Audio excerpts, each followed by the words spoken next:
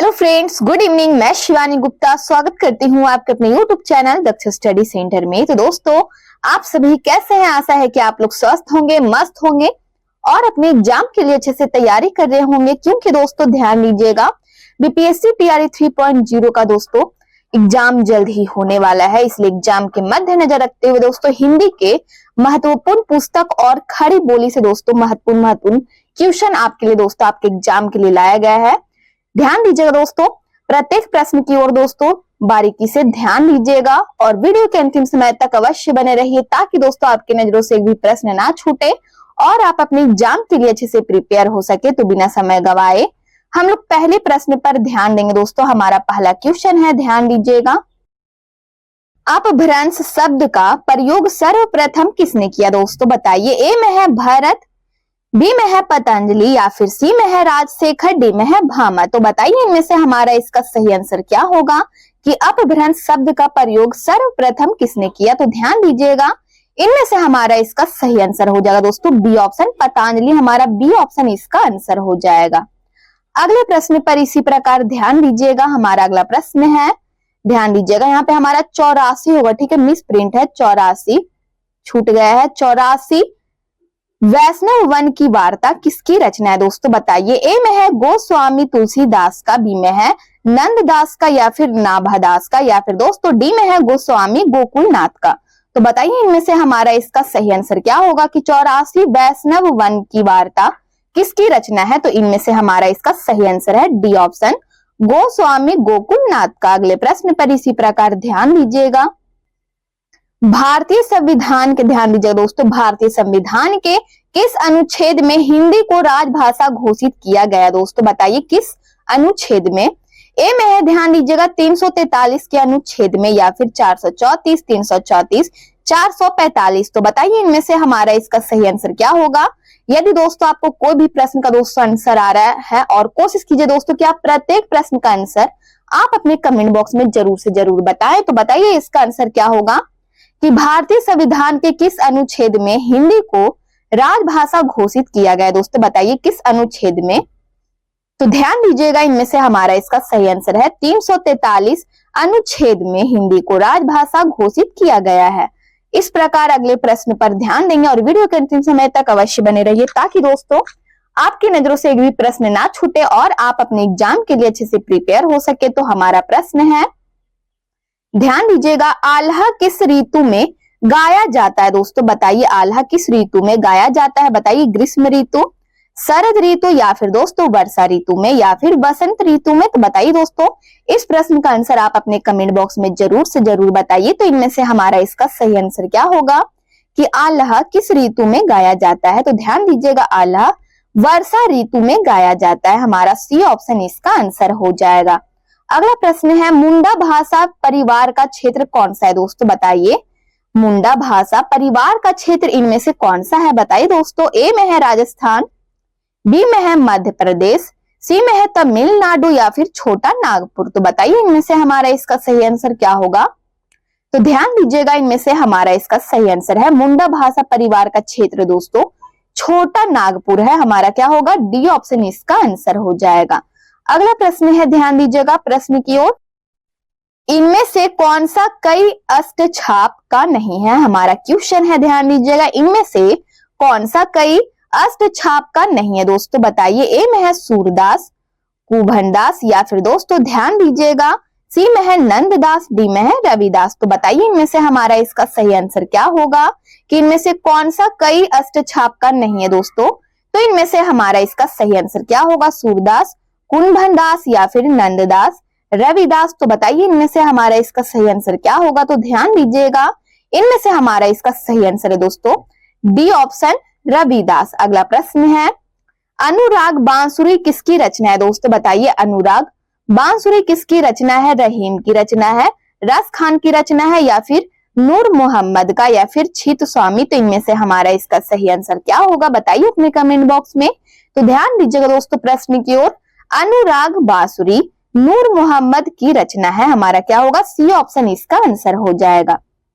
अगला प्रश्न है, ध्यान दीजिएगा, शिव शंभू के, ध्यान दीजिएगा दोस्तों हमारा प्रश्न है, शिव शंभू के चिट्ठे के लेखक कौन है दोस्तों बताइए। ए में है प्रताप नारायण मिश्र, बी में है बाल कृष्ण भट्ट, सी में है श्रीनिवास दास, डी में है बाल मुकुंद गुप्त। तो बताइए इनमें से हमारा इसका सही आंसर क्या होगा।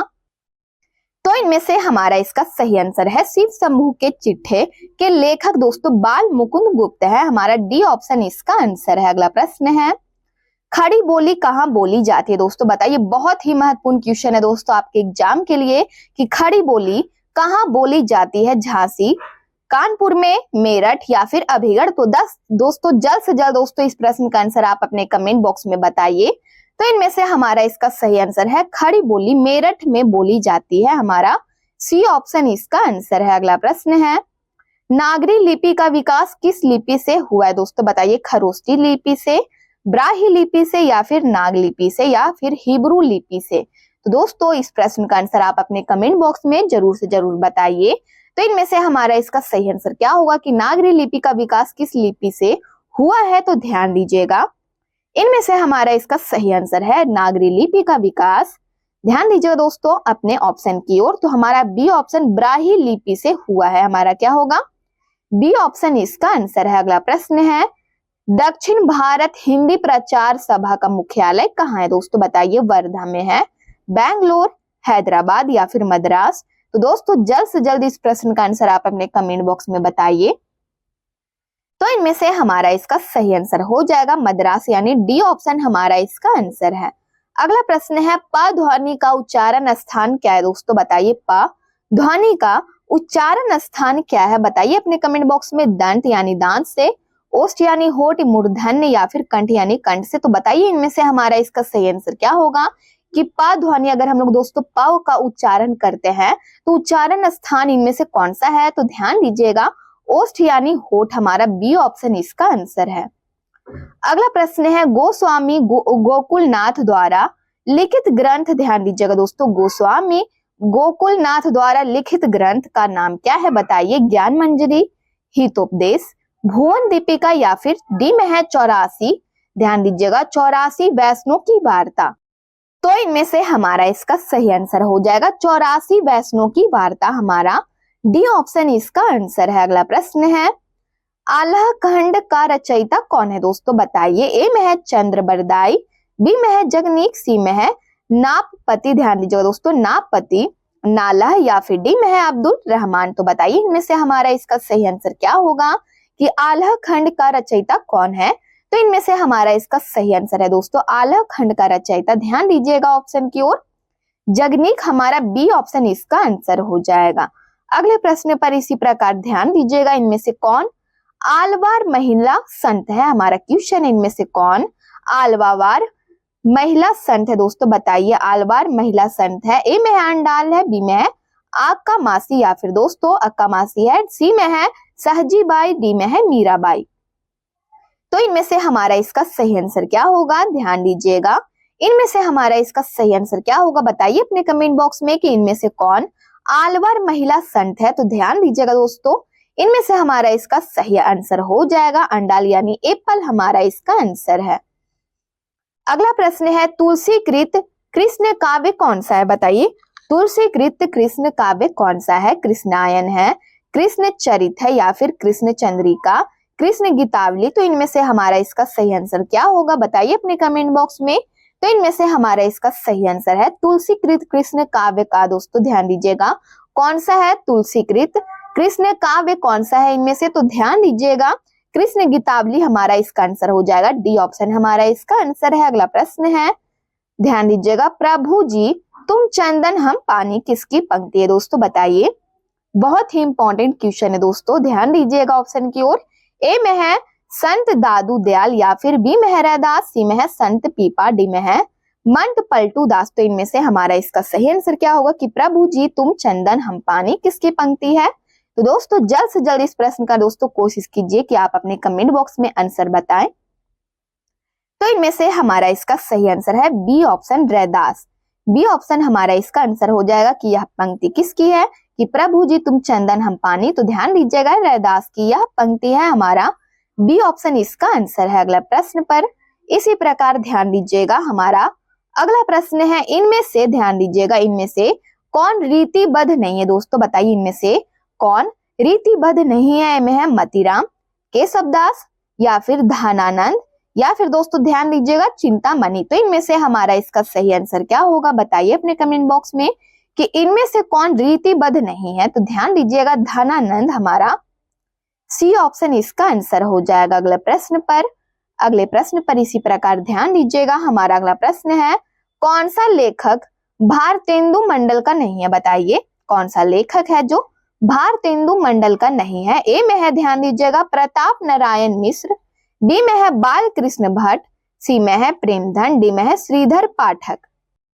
तो इनमें से हमारा इसका सही आंसर क्या होगा कि कौन सा लेखक भारतेंदु मंडल का नहीं है। तो ध्यान दीजिएगा श्रीधर पाठक नहीं है, हमारा डी ऑप्शन इसका आंसर है। अगला प्रश्न है, ध्यान दीजिएगा प्रश्न की ओर। एक भारतीय आत्मा नाम से कविता की रचना की, दोस्तों बताइए किसने की है। एक भारतीय आत्मा नाम से कविता की दोस्तों रचना किसने की है, बताइए। बहुत ही इंपॉर्टेंट क्वेश्चन है दोस्तों।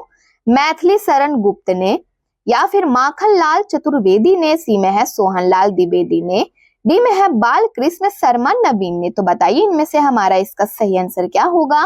तो ध्यान दीजिएगा इनमें से हमारा इसका सही आंसर है एक भारतीय आत्मा नाम से कविता की रचना दोस्तों माखनलाल चतुर्वेदी ने की है, हमारा क्या होगा, बी ऑप्शन इसका आंसर है। अगला प्रश्न है इनमें से कौन सा नाम दोस्तों सही नहीं है, हमारा क्वेश्चन है इनमें से कौन सा नाम है जो दोस्तों सही नहीं है, बताइए। पहले तार सप्तक, दूसरा तार सप्तक या फिर तीसरा तार सप्तक। तो बताइए इनमें से हमारा इसका सही आंसर क्या होगा।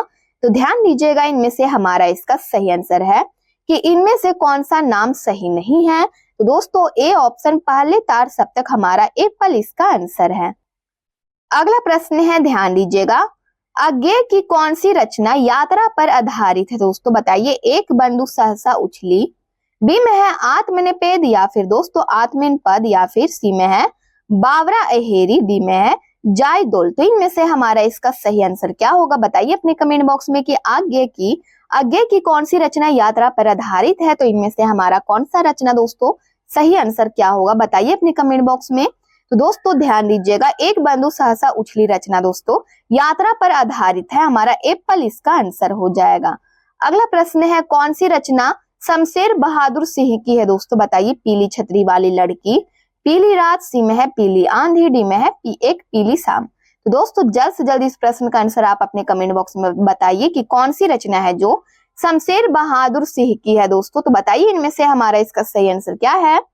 तो ध्यान दीजिएगा एक पीली शाम रचना दोस्तों, एक पीली शाम जो रचना है शमशेर बहादुर सिंह की है, हमारा क्या होगा, डी ऑप्शन इसका आंसर है। अगला प्रश्न है ध्यान दीजिएगा, प्रपदवाद किसका पर्याय है, बताइए दोस्तों। हमारा अगला क्वेश्चन है ध्यान दीजिएगा, प्रपदवाद किसकी रचना है, बताइए दोस्तों किसका पर्याय है। ए में है नई कविता, नकेनवाद, सी में है अकविता, डी में है प्रयोगवाद। तो बताइए इनमें से हमारा इसका सही आंसर क्या होगा कि प्रपदवाद किसका पर्याय है दोस्तों। तो इनमें से हमारा इसका सही आंसर क्या होगा। तो प्रपदवाद दोस्तों ध्यान दीजिएगा नकेनवाद पर्याय है, हमारा क्या होगा, बी ऑप्शन इसका आंसर हो जाएगा कि प्रपदवाद नकेनवाद का पर्याय है, हमारा बी ऑप्शन इसका आंसर है। अगला प्रश्न है कटरा भी आरजू किसकी रचना है दोस्तों, बताइए। कटरा भी आरजू किसकी रचना है दोस्तों, बहुत ही इंपॉर्टेंट क्वेश्चन है दोस्तों। तो बताइए इसका आंसर क्या होगा, असगर बनजाहत, बी में है ध्यान दीजिएगा गुल शेरखा का सनी या फिर राही मासूम रजा या फिर दोस्तों ध्यान दीजिएगा राही मासूम रजा है, डी में है अब्दुल बिस्मिल्लाह। तो इनमें से हमारा इसका सही आंसर क्या होगा, बताइए अपने कमेंट बॉक्स में कि कटरा भी आरजू किसकी रचना है दोस्तों। तो ध्यान दीजिएगा कटरा भी आरजू राही मासूम रज्जा, सी ऑप्शन हमारा इसका आंसर हो जाएगा कि राही मासूम रज्जा की रचना है। इस प्रकार अगले प्रश्न पर ध्यान देंगे। हमारा अगला प्रश्न है नेपथ्य राग किसका नाटक है दोस्तों, बताइए। मीराकांत का, मृणाल पांडे का, त्रिपुरारी शर्मा या फिर कुसुम कुमार का। तो बताइए दोस्तों नेपथ्य राग किसका नाटक है। तो इनमें से हमारा इसका सही आंसर क्या होगा, बताइए अपने कमेंट बॉक्स में। तो ध्यान दीजिएगा नेपथ्य राग दोस्तों हमारा ध्यान दीजिएगा एप्पल हमारा इसका आंसर हो जाएगा कि नेपथ्य राग मीराकांत का नाटक है, हमारा एप्पल इसका आंसर है। अगला प्रश्न है निम्नलिखित रचनाओं का सही अनुक्रम क्या है, बताइए। पहला राजा, बकरी, स्कंदगुप्त या फिर कोट मार्शल, बी में है कोट मार्शल, स्कंदगुप्त पहला राजा बकरी, सी में है स्कंदगुप्त पहला राजा बकरी कोर्ट मार्शल, डी में है ध्यान दीजिएगा बकरी कोर्ट मार्शल पहला राजा स्कंदगुप्त। तो बताइए निम्नलिखित रचनाओं का सही अनुक्रम क्या है? तो इनमें से हमारा इसका सही आंसर है दोस्तों, सही अनुक्रम है स्कंदगुप्त पहला राजा बकरी फिर कोर्ट मार्शल। हमारा सी ऑप्शन जो दोस्तों अनुक्रम है बिल्कुल सही है। अगला प्रश्न है निम्नलिखित पत्रिकाओं के प्रकाशन का सही अनुक्रम क्या है दोस्तों? बताइए हंस, आलोचना, यहाँ पे आलोचना होगा, ठीक है, मिस प्रिंट है आलोचना, रविवार, सरस्वती, या फिर बी में है आलोचना सरस्वती रविवार हंस, सी में है रविवार हंस सरस्वती आलोचना, डी में है सरस्वती हंस आलोचना रविवार। तो बताइए दोस्तों इनमें से ध्यान दीजिएगा निम्नलिखित पत्रिकाओं में, ध्यान दीजिएगा निम्नलिखित पत्रिकाओं के प्रकाशन का सही अनुक्रम निम्न में से क्या है दोस्तों? तो इनमें से हमारा इसका सही आंसर हो जाएगा, ध्यान दीजिएगा ऑप्शन की ओर डी ऑप्शन सरस्वती हंस आलोचना रविवार। यह अनुक्रम दोस्तों, यह अनुक्रम पत्रिकाओं के प्रकाशन का सही अनुक्रम है। अगला प्रश्न है सही वर्तनी का चयन कीजिए। बताइए दोस्तों इनमें से कौन सा जो दोस्तों वर्तनी है जो सही हम लोगों को बताना है? तो बताइए परीक्षा इनमें से दोस्तों कौन सा ABCD में से दोस्तों बताइए कौन सा सही से लिखा हुआ है, कौन सा सही वर्तनी है?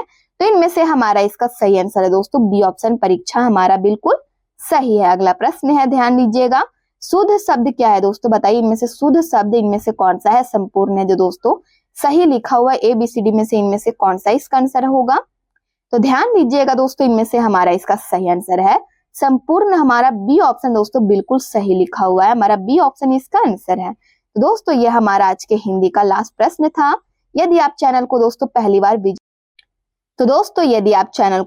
विजिट कर रहे हैं तो चैनल को बस सब्सक्राइब कर ले, बेल आइकन कॉल में प्रेस कर ले, वीडियो को लाइक करना ना भूले, अपने स्टडी ग्रुप में जरूर से शेयर कर ले। कमेंट बॉक्स में आप लोग अपनी प्रतिक्रिया देते रहते, इसके लिए दिल से धन्यवाद।